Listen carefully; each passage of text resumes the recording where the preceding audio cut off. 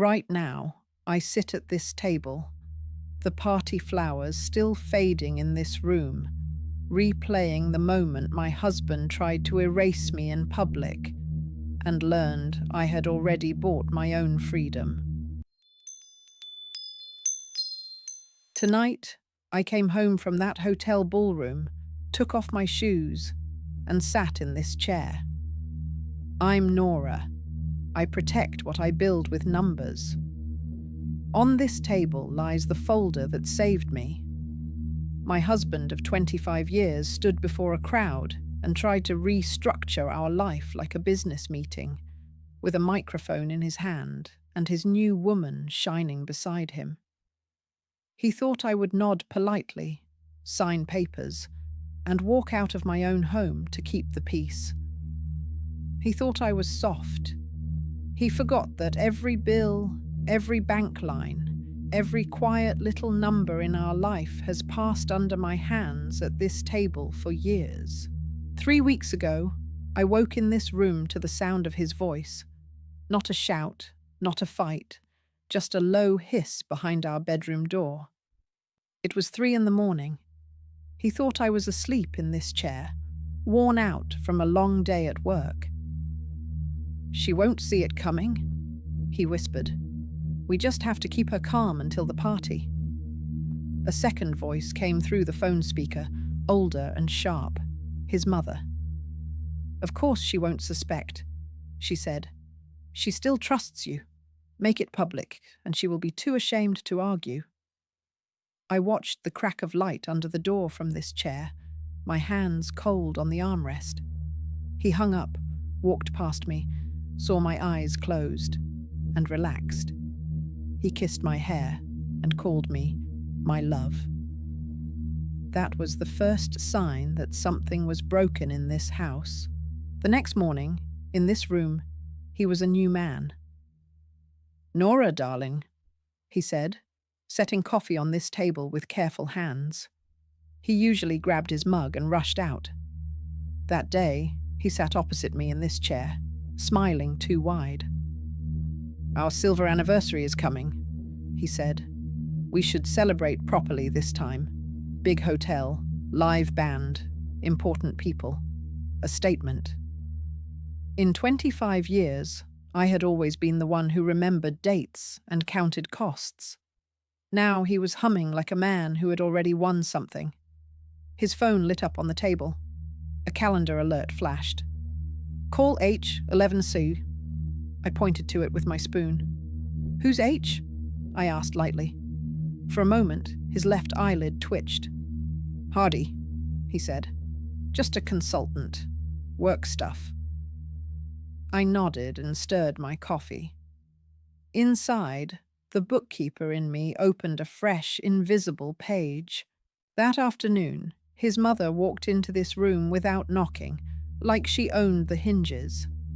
She carried a cake box and that cool little smile she wears like jewelry. "Nora, dear," she said, lowering herself into this chair as if the fabric might complain.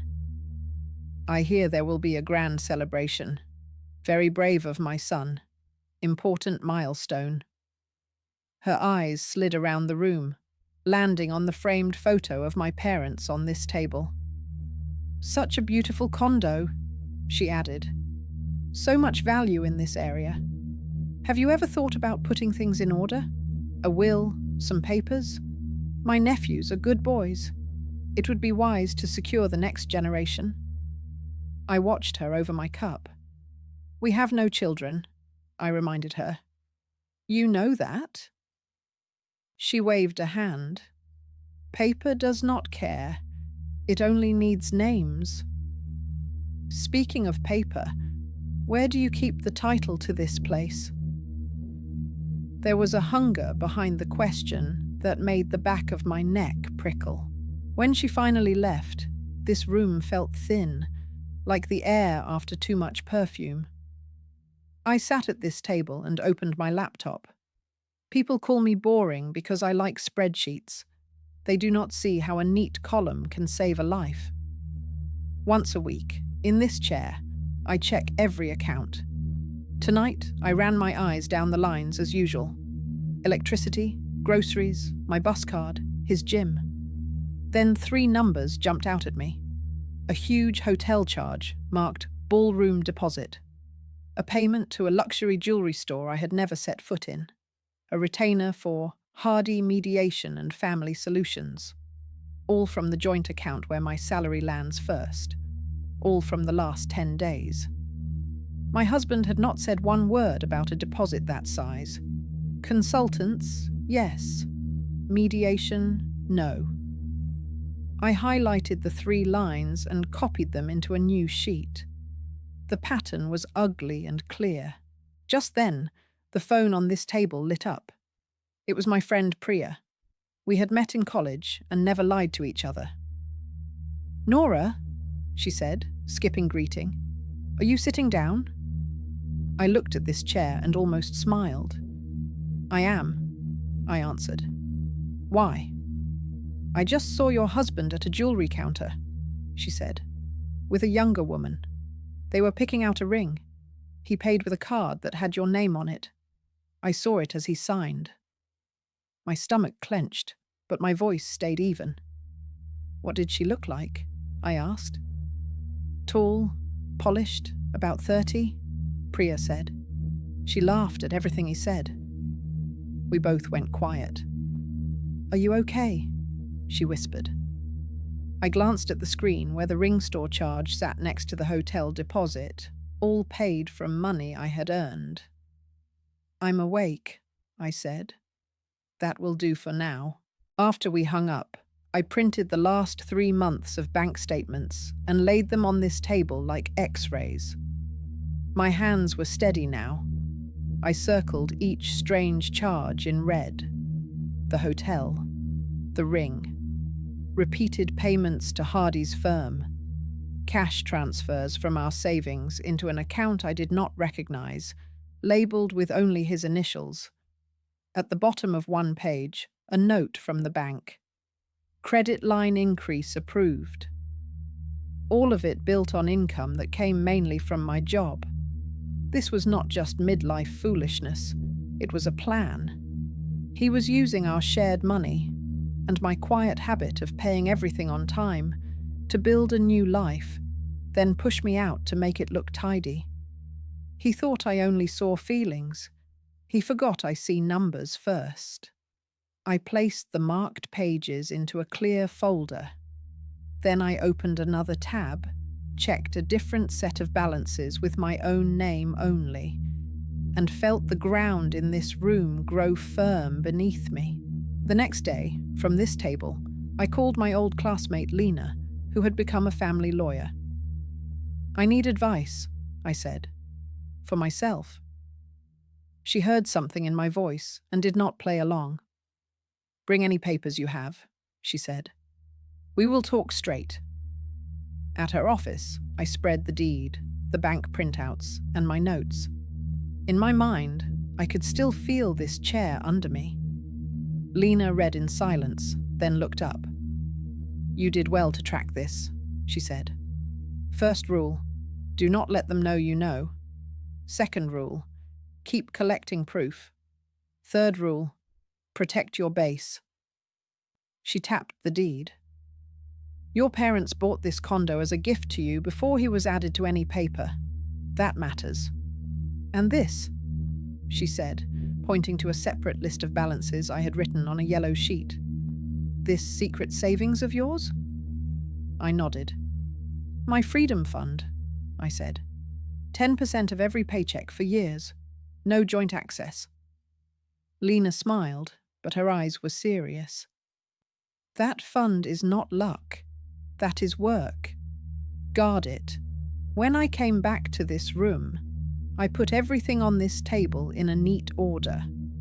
On the left, the real estate lawyer's fresh letter confirming the condo's history.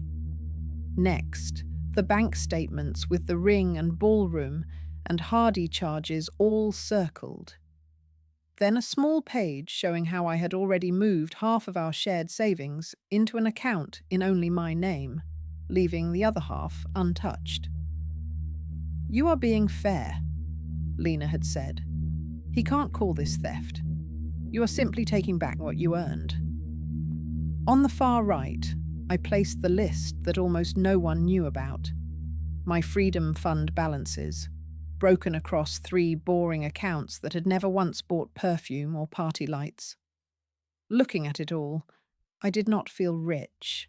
I felt prepared. This room had seen homework, birthdays, late dinners.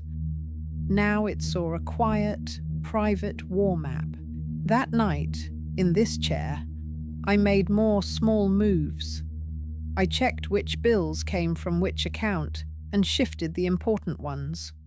Power, water, my transit pass, so they could still be paid if he tried to freeze the joint card in anger. I set up alerts on my phone for any big withdrawals.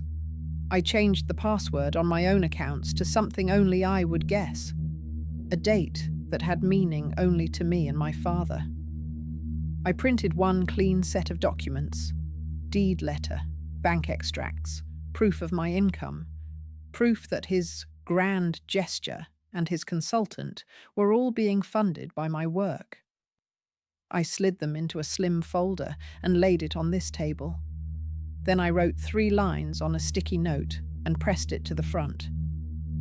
Let him speak first. Answer with facts. Do not cry. A few days before the party, I visited the hotel. When I came back, I added details to the picture on this table. The ballroom was grand, all crystal and mirrors. The manager told me the cost of the package my husband had chosen. It matched the huge deposit line from our joint account. Near the entrance, I saw the young woman in the expensive coat, talking on her phone about our new life and our kind of people. When our eyes met, she called me some older lady into the receiver and turned away. I said nothing. I just noted where the microphone would stand, how the tables were laid out, how the sound carried. Back here in this room, I took a plain napkin from this table and drew the layout from memory. I marked a small X where he would stand, another where I would walk to take the microphone, and another where Hardy, the consultant, would sit. The napkin is still here, folded once. A quiet battle plan in cotton. The night before the anniversary, his mother came again to this room, dressed as if she were the star of the show. She settled into this chair like a queen and smoothed her skirt.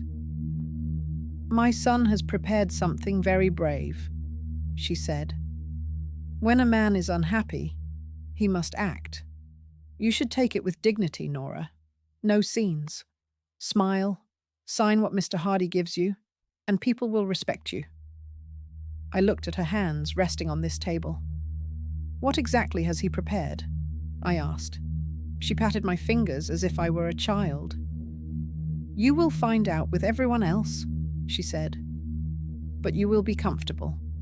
He will make sure you have a little flat somewhere. You can visit us on special days. Special days, like a distant aunt. After she left, my husband locked himself in the study and practiced his speech. Through the door, every rehearsed line carried into this room. New chapter, modern arrangement, mutual decision. I sat in this chair and repeated my own 3 lines in my head. Let him speak first. Answer with facts. Do not cry. Today, before we left, he stood in this room in his new suit, tugging at his tie. Big night, he said, pacing between this table and the door. Our lives are going to change. I watched him from this chair. Will they? I asked. Completely, he said. You'll see. It will all be much more honest. I studied his face. Did you ever truly love me? I asked, not to wound him, just to hear what he would do with the question. He frowned. What kind of drama is that? He said. Of course I cared. I still care. Just in a different way now. Like a man cares for an old sofa he wants to move to storage, I thought. I picked up my slim folder from this table and slid it into my bag. "All right," I said. "Let's go see your honesty." On the drive, he hummed and checked his reflection, already tasting the applause. I sat beside him, counting beats of my own heart until it matched the calm of this room in my mind. In the ballroom, the lights were soft, the music smooth, the guests full of wine and kind smiles. My body sat at that long head table, but my thoughts stayed here, at this table, with the folder by my plate. I saw my boss a few chairs away, my cousins near the back, his mother floating from group to group like she was hosting a royal event. The young woman from the jewelry counter stood close to him, introduced as his business partner and dear friend. When the master of ceremonies asked for silence, my husband rose with the microphone, just as he had rehearsed. He talked about time, growth, changing seasons. Then his voice shifted. "Tonight," he said, "I want to share a modern decision. Nora and I have agreed to restructure our life. She has worked hard for years and is tired. She will step back, move to a smaller, peaceful place. I will take on the weight of this big condo and our future projects. Our dear friend Lila will be my partner in that new work." He smiled like a hero. "Nora supports this brave step," he added. "She has agreed. We have a simple agreement ready to sign tonight." When he tried to hand the microphone back to the host, I stood. My hand did not shake. Practicing in this room had done its work. I stepped to the little X I had drawn on my napkin and took the microphone. "Thank you," I said, my voice clear. "My husband is right about one thing. Tonight is about truth." The room grew still. He reached toward my arm, but I moved away. "For 3 weeks," I continued, "I have listened to calls at 3 in the morning about keeping me calm until the party. I have watched his mother ask where I keep the deed. I have seen charges on our joint account for a ring, a ballroom, and a family mediator named Hardy, all paid with money from my salary. So before anyone claps for this modern decision, let's make sure we all understand what decision he was really making." A ripple went through the tables. Heads turned toward Hardy in the corner, toward Lila, toward his mother. I opened my folder on the nearest table, the way I open files on this table at home. "Here," I said, holding up the deed letter, "is proof that this condo was bought by my parents as a gift for me before he ever stood in the doorway. It is in my name. Here," I went on, showing the bank pages, "are the statements from the last month. You will see a ballroom deposit, a ring purchase, and Hardy's retainer, all paid from the account where my paycheck lands. You will not see $1 from his personal account for these brave choices." My husband sputtered. "You're confusing people." I ignored him. "Here," I said, turning another page, "are the transfers into a secret account under only his initials, funded from our savings in the days before this party. And here is the note from my lawyer friend explaining that no one can force me to sign away my home in front of an audience to save his pride."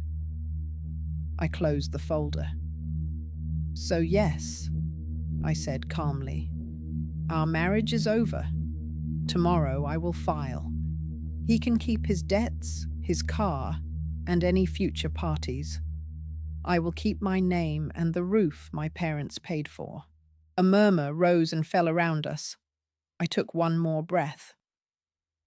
"There is one more detail," I said.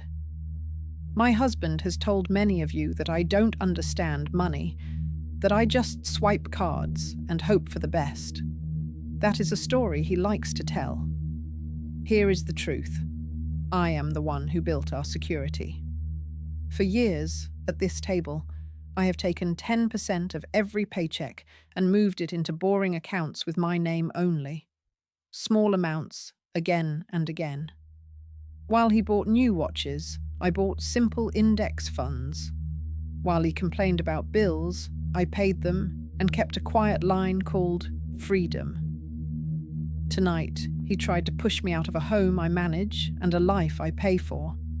He thought I had nowhere to go. In fact, I can walk out of this hotel, sign my own lease, or buy my own place if I choose, and he will not touch one coin of that fund. I looked at Lila, then at his mother. The man you just applauded is not rescuing a tired wife. He is standing on her work and calling it his. After that, I handed the microphone back to the host, picked up my bag, and walked out. I did not run. I did not look back. My legs shook a little in the elevator, but by the time I unlocked the door to this room, my steps were steady again. The party flowers he had ordered sat in a glass on this table, already starting to droop. My phone buzzed over and over. Friends sending clips, family sending words. One cousin wrote, "You paid for his stage and then took it away." My boss's message was simple. "Your job is safe. Take the time you need. Proud of you." I made tea at this table and watched a short video someone had taken. His confident, restructuring speech, then my calm answer, then the way Hardy suddenly found the exit. It was ugly. It was also over. I closed the video and looked at the folder in front of me. For the first time in weeks, I breathed all the way down. A few weeks from now, I will probably sit again in this chair after court, with a stamped decree resting on this table. I imagine the judge's voice already, plain and flat. The apartment remains with Nora.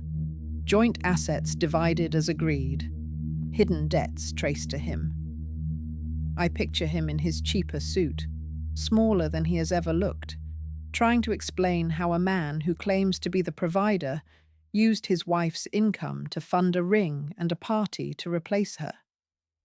Maybe he will ask for forgiveness. Maybe he will blame me. That is not my work anymore. My work is to know the numbers and know myself. I think of all the quiet evenings in this room when I paid bills while he watched television, moving small sums into my freedom fund instead of new clothes. None of that felt dramatic then. It was just steady work. Tonight, I see it for what it is. A lifeline I braided myself.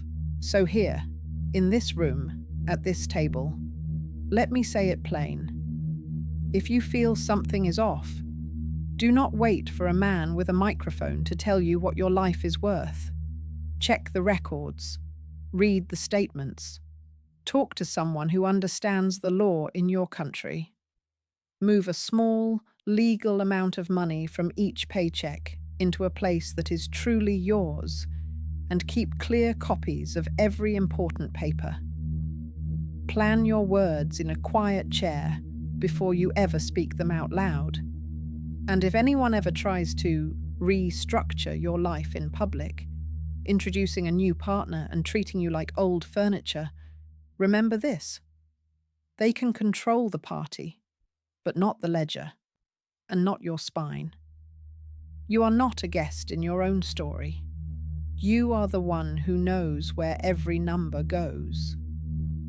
I'm Nora, and from this chair I can tell you. When my husband tried to trap me with a smile, I opened my folder, told the truth, and walked back through my own front door.